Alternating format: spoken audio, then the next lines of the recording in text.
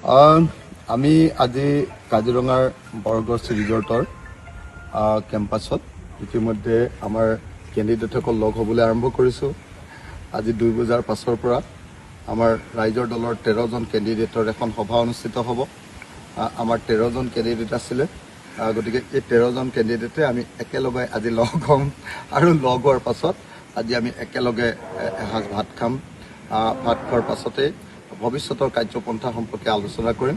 গতিকে এই মুহূৰ্তত আমি কাজিৰঙাত আছোঁ, কাজিৰঙাৰ বৰগছ ৰিজৰ্টত আছোঁ। বৰগছ ৰিজৰ্টত আমি এতিয়া আমাৰ নিজৰ ভিতৰতে অলপ এনেই খোজ কাঢ়ি বহুত ভাগৰ লাগি আছে সকলোৰে। গতিকে আমাৰ কেণ্ডিডেটবিলাক এখেত হ'ল দুলাল বৰুৱা আমাৰ চিচিবৰ গাঁও কেণ্ডিডেট আছিলে। এখেত হ'ল আমাৰ পূব গোৱালপাৰা সমষ্টিৰ আব্দুল ৰছিদ মণ্ডল। এখেত হ'ল আমাৰ কলিয়াবৰৰ কেণ্ডিডেট আমাৰ প্ৰদীপ কুমাৰ বৰুৱা, আৰু এখেত হ'ল আমাৰ বোকাখাটৰ কেণ্ডিডেট আমাৰ আমাৰ হৰিপ্ৰসাদ শইকীয়া দাদা, আৰু মই শিৱসাগৰৰ কেণ্ডিডেট অখিল গগৈ। আমি ইয়াত একেলগে লগ হৈছোঁ আৰু খন্তেক সময়ৰ পাছতে বাকীবিলাকো আহি আছে। 2 বজাৰ পৰা আমাৰ গোটেইখিনি মানুহ আমি একেলগে লগ হ'ম। গতিকে মই আপোনালোক সকলোকে নমস্কাৰ জনাইছোঁ।